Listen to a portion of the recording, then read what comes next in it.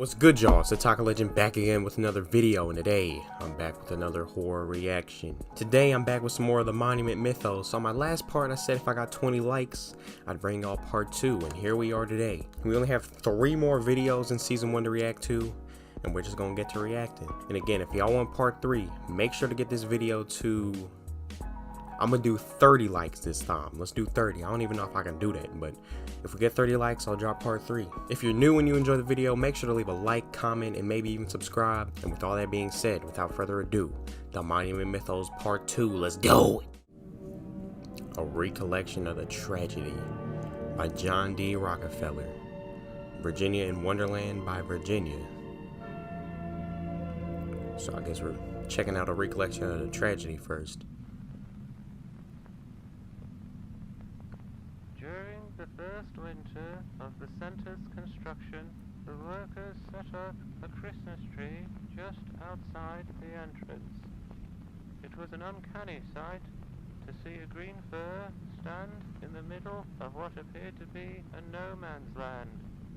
But this tree, humbly ordained with strings of cranberries, buttons, and tin cans, greatly affected me. It demonstrated that even in the darkest of times, the American people will light the beacons of hope. I thought it could be the start of a great and inspiring tradition, so I traveled north to Babylon in search of a Christmas tree for the following year. Alright, we got a little Christmas tree. What is the tragedy, though? Alright, we're about to check out Virginia in Wonderland. Let's do it.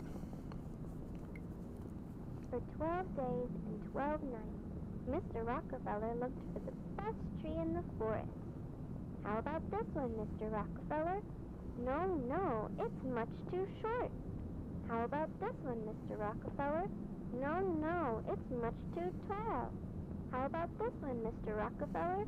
No, no, it's much too average. Mr. Rockefeller soon feared that he would leave empty-handed. Then, on the 12th night, just as he was packing up his stuff, Mr. Rockefeller heard the sweetest tune in the air. It sounded as though the very wind itself had fallen in love. He and his men followed the song and found themselves at the base of a very, very special tree. How about this one, Mr. Rockefeller? It's perfect. For the rest of the night, the men swung their axes at the special tree. Chop, chop, chop. However, when the sun rose, the tree was still standing. Their axes had left no marks at all. Mr. Rockefeller was surprised. The next day, Mr. Rockefeller and his men laid 100 sticks of dynamite around the tree. Dang. 3, 2, 1, boom! Yet, the special tree continued to stand. Mr. Rockefeller was surprised. So Mr. Rockefeller decided to hire the best team of grave diggers to take the tree out of the ground. After a week of digging, they told Mr. Rockefeller the tree will be out in 3 years at this rate. Mr. Rockefeller was surprised, but he decided to let the grave diggers work. He would pick the next 3 best trees for the next 3 Christmases. But by the 4th year, the special tree was ready to display. I don't think that's a tree, bro. It's like that freaking tree they built the freaking monument around, dude. For the last 2 years, I have seldom mentioned the tragedy that occurred at the center. Many have taken offense at my silence, claiming it to be the result of a desensitization to workplace accidents. Indeed, I have seen enough accidents in 3 lifetimes, but nothing could have prepared me for what happened at the center. For some time now, my friends have blamed the center's original construction workers for the tragedy, since it was their very own Christmas tree that had started the whole tradition. But the truth is that their tree brought joy and wonder to the public. It was my tree, and my tree alone, that brought about the unprecedented loss.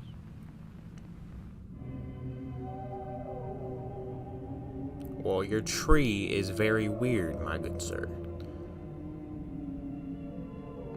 Let me get back to the storybook. On a cold December morning in Midtown Manhattan, Rockefeller's men slowly raised the special tree. Heave ho! Heave ho! Heave ho! By the afternoon, the special tree stood tall and still. It was unlike any other tree, having no color, branches, or leaves. The mayor of New York, Mr. Guardia, thought that the tree was too bare and asked for branches to be added so that ornaments could be hung. Mr. Rockefeller didn't agree. He thought the tree was perfect, just the way it was. But since Mayor Guardia had been one of his best friends, Mr. Rockefeller told his men to glue some branches on. I, Virginia, watched as the men placed branches on the special tree. I had saved my money for over 9 months to purchase a little star ornament because I wanted to be the very first person to decorate the Rockefeller Christmas tree. True. It laid in my pocket while I watched because I planned to hang my ornament as soon as the tree was standing. After the final branch had been added and all the men left, I quickly ran up to the tree. But to my astonishment, the lowest branch of the tree was over twice my height. I jumped as high as I could, but still, the lowest branch was out of my reach. I was very disappointed. I wanted to be the very first person to decorate the tree, but now I had no chance. Unless I called my friends. At once, I began counting my friends on my fingers. There was Helen, Charles, Elizabeth, Alice, Joseph, Elsie, Orville, Edith, Olive, and Philip. 10 friends that I could ask for help. Then I realized that 10 friends standing on each other's shoulders could put me at the very top of the Christmas tree. My star could be the first and the tallest. Without a second to spare, I ran from door to door asking for help. Knock, knock, knock. Helen, are you there? Knock, knock, knock. Charles, are you there? Knock, knock, knock. Elizabeth, are you there? Eventually, I gathered all 10 of my friends at the bottom of the Rockefeller Christmas tree. I told them my plan, to have them all stand on each other and form a ladder for me to climb to the top. My friends understood my excitement, and they quickly started to climb onto each other's shoulders. Ow! Helen had stepped on Charles' fingers. Ow! Charles had stepped on Elizabeth's fingers. Ow! Elizabeth had stepped on Alice's fingers. After many groans and tumbles, my friends formed a sturdy ladder, and I began to climb. Bro, how did they have the My strength to joy do grew this? with every passing face. Before I knew it, I was at the very top, looking down at the tree. My ladder of friends swayed back and forth, and occasionally felt like it was about to collapse. But I tuned out the movement and focused on the tree. Closer, friends, closer. Then I secured the metal star at the top of the tree. It was perfect. Hooray! Victory! I'm the first! Just then, there was a strange sound. The tree began to shake. Whoa. Its glued branches fell off all at once, and the entire tree slowly bent backwards. Soon, the very top of it touched the ground, forming a perfect arc. It was like a very strange rainbow. My heart sank as I saw my star gently slide to the ground from the tree's top. Bolts of lightning then shot out from inside the arc of the tree, producing thunderous booms. The Whoa. lightning scared my friends and me. We all tumbled to the ground and ran in all directions, but the lightning caught up to us. I was blinded by a great white light. I remember when my eyes adjusted, I was in a field of special trees, What? and I saw... In a flash, I returned to the street where my friends and I had been struck by the lightning. We were all on the ground, being attended to by other people. I had scratched my legs badly, and I could see that my friends were also hurt. I looked up at the Rockefeller buildings, and I thought that they looked a little different. The whole street looked a little different, and the special tree was nowhere in sight. Bro, where did she go after she got struck? The joint said redacted. You know it's serious when it says redacted, bro. It is only natural for the reader at this point to wonder why the incident has been referred to as a tragedy. There had been no loss of life, and, aside from a few temporary scorch marks on the center, no damage to the surrounding property. I, too, assumed it was a mostly inconsequential event, likely an electrical accident whose effects were exaggerated by the children at the scene. I was grateful that every life involved had been spared. A death at the center would have weighed heavily on my mind for some time. But when I encountered the results of the children's medical examinations, I wished that a death had occurred in place of the unfathomable. Why would you wish a death, bro? So this is like two stories from two different viewpoints. I get you. Why would he want a death, My though? mom and Pa visited me at the hospital, but they looked completely different. Ma looked worried. After she wiped her tears, she asked, "Did you hang your bear at the Rockefeller tree?" I answered, "It wasn't a bear. I was going to hang a star." To which they asked, "What do you mean?" Pa asked, "Where did you get these clothes?" I answered, "These are my clothes, the ones you helped me put on this morning." To which they asked, "What do you mean?" My ma then asked, "Why are there dots all over your face?" I answered, "Those are my freckles. I've had them since I was little." To which they asked, "What do you mean?" My parents quietly left my bed and talked to my friend's parents. Then they all started to cry and yell.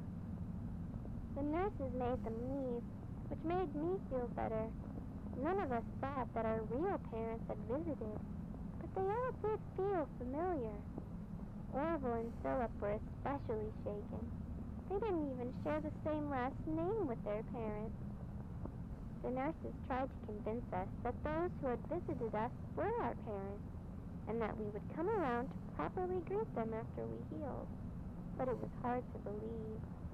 Whenever I looked out the window, I saw that Manhattan looked different from memory.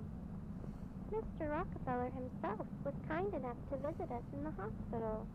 He asked us whether we were okay, and then after some time, he and the nurses began to ask us some very easy questions about American history. With every reply, they would chuckle and shake their heads, until I told Mr. Rockefeller who I thought he was. He chuckled at first, and then became silent, as if the simple fact had deeply affected him.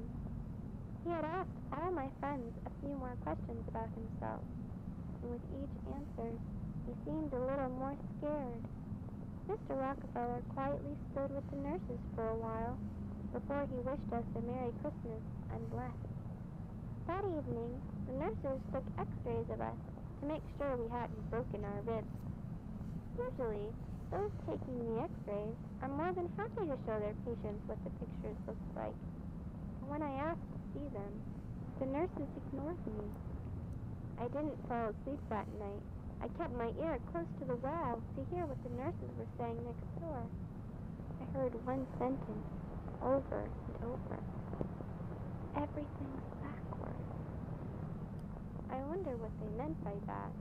I never told my friends, because I didn't want to scare them. But I spent the rest of the night with my hand to my chest, wondering if my heart was ever on the right side. I now understand why he wanted a death to happen. This is so weird, dude.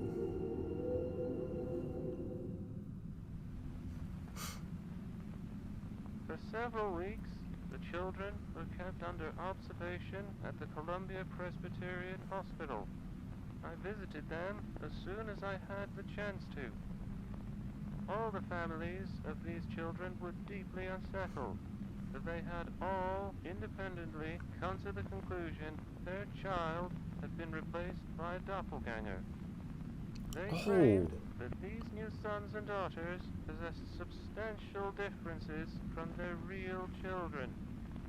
The majority of differences involved altered physical attributes and the inability to recognize familiar locations and characters, such as their parents and their homes.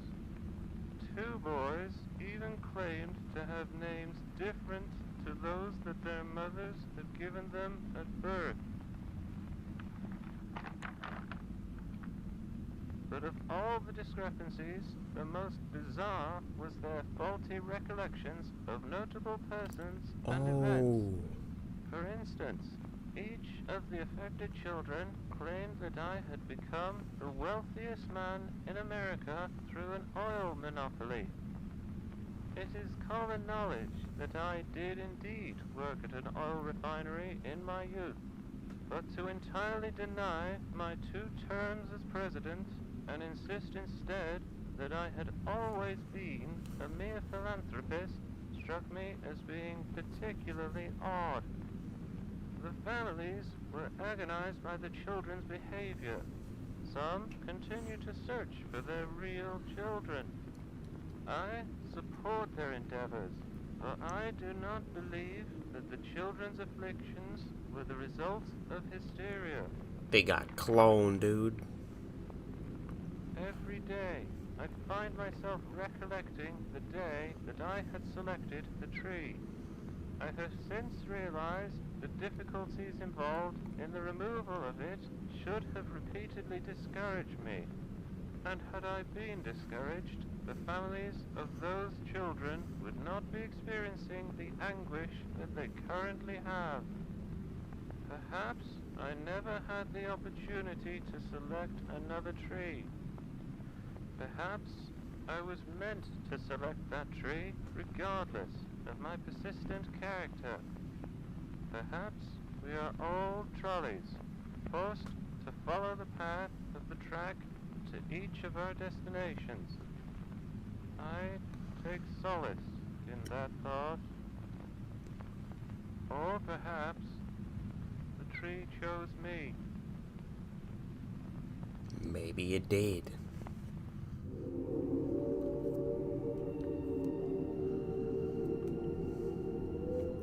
I think the real children went to that weird place she went to. Many, including my father, believe that the 1934 Christmas tree vanished. This is untrue. I've seen it wandering in the plaza on many occasions, and it resembles a man far more than any tree. What? John D. Rockefeller.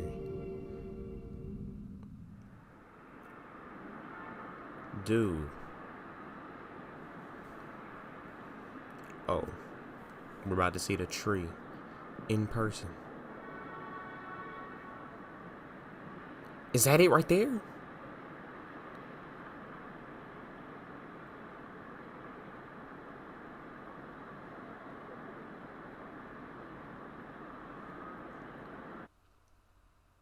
What was that? My crazy Grand Canyon adventure?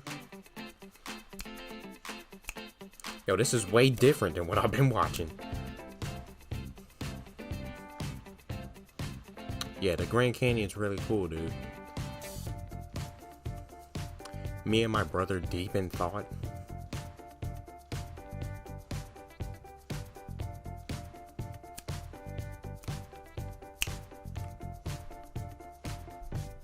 He's gonna fly?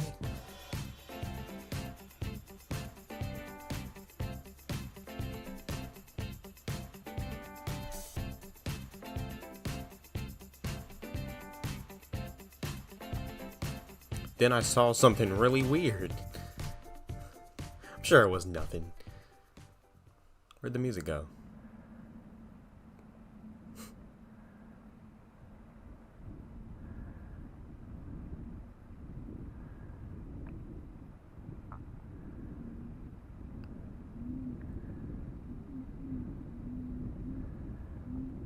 It made the whole place smell like vinegar?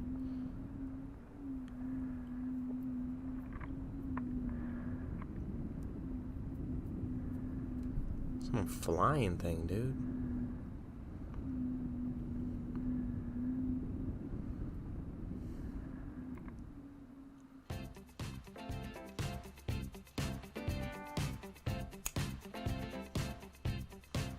Rock on, I agree.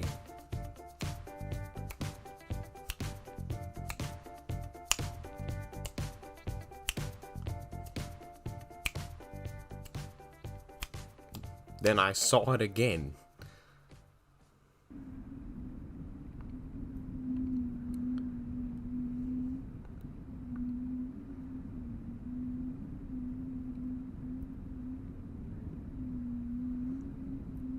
Personally, I don't see it.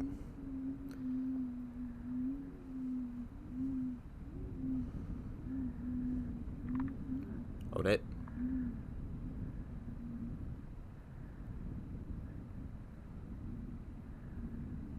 Oh. Bro, I thought that was a rock.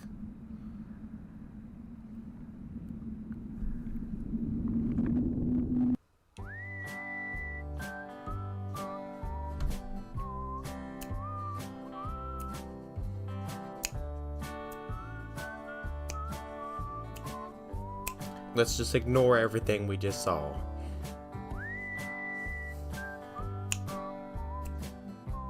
Mr. Squirrel.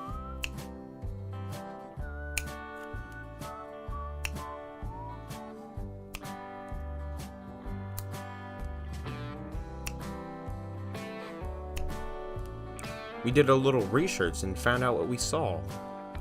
It's called a canyon galan, or a canyon crown. It uses vinegar to shrink its huge head back into its body. My dad said the reason we went on this trip was so he could find his sister Maya.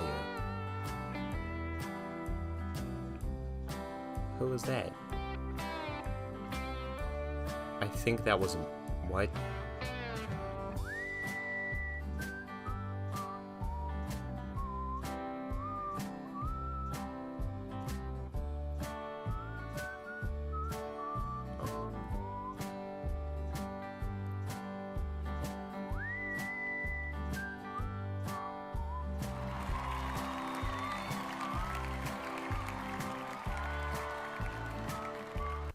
Part 1, Sculptor. Excerpts from a series of exchanges from 1858. Washington, D.C. Got some sculptors, or architects. Liberty must stand on the Capitol dome. Yes, I will find an artist to bring the statue to life. Then in Italy. Would you provide a design for the statue? Most certainly. Freedom 1 through 3. Freedom 3 will do, but change her cap. I will remove the cap and begin to cast. 6 weeks later. Freedom is difficult to cast. Apologies for delays. 3 weeks later. Is freedom on her way?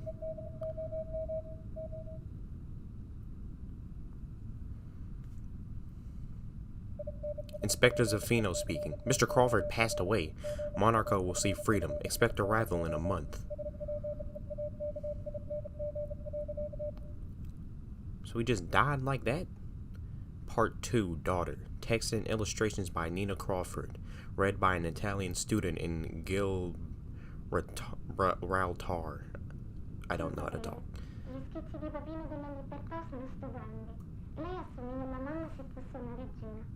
Ho chiesto a Papino se potesse fare una statua che mi somigliasse. Ha detto sì. 10 aprile. Oggi Papino è andato al suo studio. Gli ho chiesto se avesse già iniziato a lavorare alla mia statua ed ha continuato a sorridermi. Io credo di sì. Papino è molto gentile. 13 aprile. Non abbiamo avuto notizia di papà per un po' di giorni. È già successo in passato, dato che è solito lavorare al suo studio per tanto tempo, ma la mamma oggi era molto preoccupata. È andata nel suo studio dopo avermi messo a letto. 15 aprile. Mamma è tornata a casa stanotte. È andata dritta verso la sua stanza. 16 aprile. Oggi è venuto l'ispettore. Ci ha chiesto di Papino e poi è andato nella stanza della mamma. Un paio di momenti dopo sono arrivati più uomini. Mamma stava piangendo. Continuava a gridare: lei ha i suoi occhi, lei ha i suoi occhi. Ero spaventata. Sono scappata via dalla casa. She has his 18 eyes? aprile. E ricordo Papino dire alla mamma come la statua sarebbe stata messa in una nave chiamata Monarca. Sono andata al porto e l'ho trovata accorata là vicino. Accanto alla nave c'erano alcune scatole. Parti della libertà erano in ciascuna di esse. Mi sono intrufolata in una scatola che era vuota. Spero che venga mandato dove sta Papino. Sento il suo spirito vicino alla libertà. 21 aprile. Sono molto affamata. Le scatole sono legate con una corda, quindi non posso uscire da sola. C'è un forte rumore nella stanza, come dell'argilla trascinata per il pavimento. Posso sentire le corde che vengono tagliate e qualcosa di grosso uscire da una scatola. È Papino? Ci sono molti altri suoni, come legno che si rompe. Dato che le corde sono rotte, sono uscita in fretta dalla scatola ed ho trovato del pane e della frutta nella stanza accanto. Mi sono sbagliata. Non è Papino, ma ha i suoi occhi. Oh. 24 aprile. Ho paura di entrare di nuovo nella scatola. Ieri ha fatto suoni più rumorosi. Mentre cercavo per del cibo, credo che mamma mi abbia vista. La scatola è l'unico posto per nascondersi. Le corde continuano ad essere rotte da quella cosa con gli occhi di Papino. Ho paura che quella cosa o quell'uomo possano aprire la mia scatola. Non scriverò più molto, perché ho paura di fare rumore. Scriverò nuovamente quando arriverò sulla terraferma. 29 aprile. La cosa con gli occhi di papà oggi mi ha presa. Mi ha tenuta mentre correva attraverso la giungla. La sua spada ha tagliato centinaia di alberi. Non ho potuto vedere molto nel buio, ma ho potuto vedere gli occhi di papà fissarmi da quelle palpebre metalliche. Siamo scesi giù per un buco e in una grotta profonda. Dopo avermi messo a terra, ha acceso un fuoco colpendo le sue braccia contro delle pietre. Ormai è da ore che affila la sua spada con le rocce, ma non ho mai guardato la mano. Oggi, sin da quando ho iniziato a scrivere, la cosa con gli occhi di Papino ha fissato me. Ew. Part 3, Captain. Excerpts from the Captain's Log of the Monarca. 19 aprile. 6 casse sono state caricate all'alba. Sono pesanti. Su squali esse contiene una parte di una grossa scultura. 29 aprile. Siamo atterrati a Gibraltar all'alba. La nave ci ha messo ore per approdare nel porto. C'erano molti buchi neri di postiglio. Ciascuno di essi ha permesso ad enormi quantità d'acqua di entrare. Senza il catrame saremmo affondati in 3 giorni. Abbiamo aperto le casse per gli ufficiali della dogana. Le casse erano vuote. Ugh.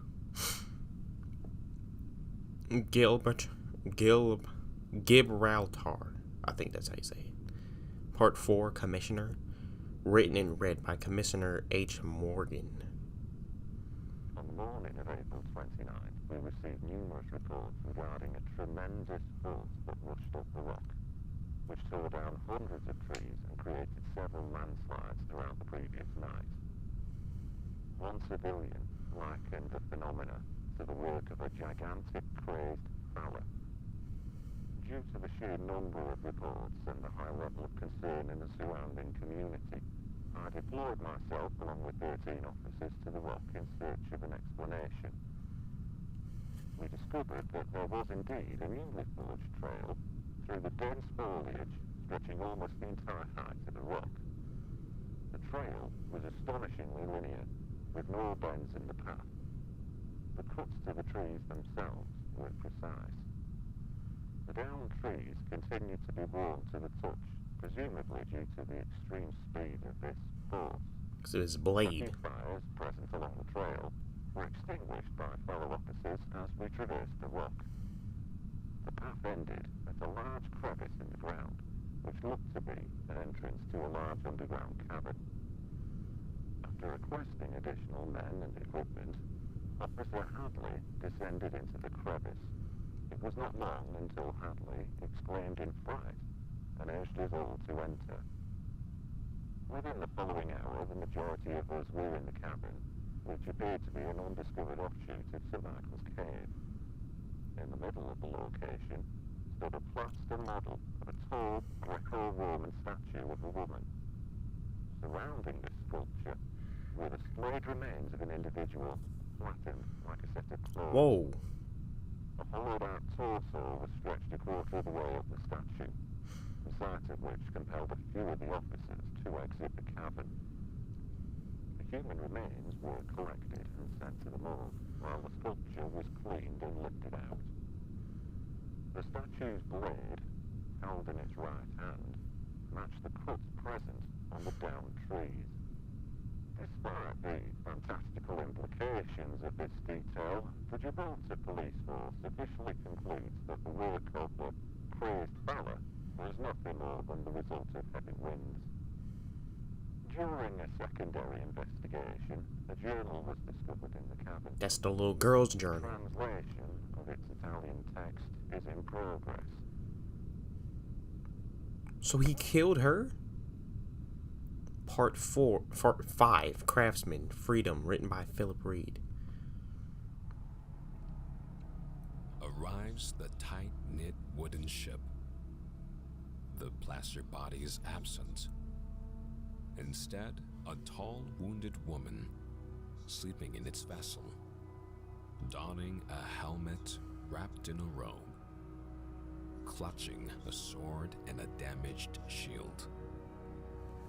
Overheard a conversation with the captain, a violent conflict with Freedom at the port in Gibraltar. They tell me inside her is the plaster, and I walk away, silently believing Freedom craved liberation so terribly she tried to take it for herself. But off the ship, she was dragged away. Freedom locked up. Freedom in chains. They tell me I have to take it out of her. So hook, rope, peel, and pull. When it was done, Freedom stood motionless. Freedom stood still.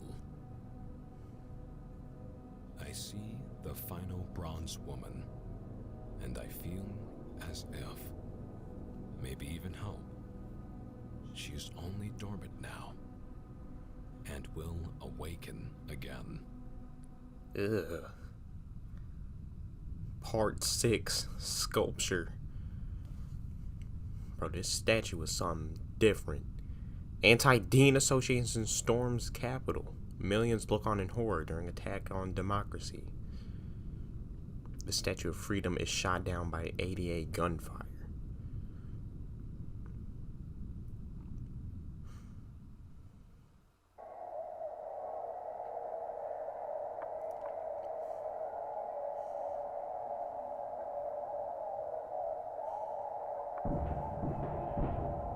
Oh.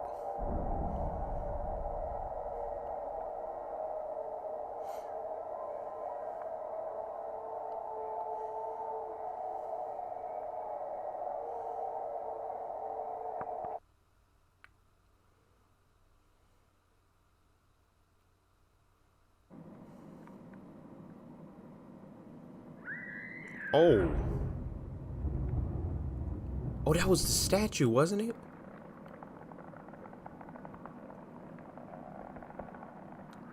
Ugh.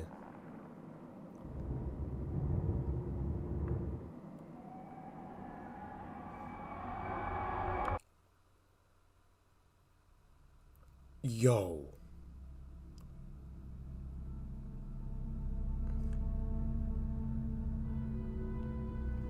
Bro, I didn't see that until like a split second later. Alright, y'all, that was the Monument Mythos Part 2. This joint was ridiculous. We got weird trees, this thing in the Grand Canyon, and then we got this freaking statue. What's up with all this? I definitely think the series is heating up. Like I said, if y'all want to see me react to season 2, give me the 30 likes on this video. Hope y'all enjoyed the video. If you did, make sure to like, subscribe, and I'll catch y'all next time. Peace out.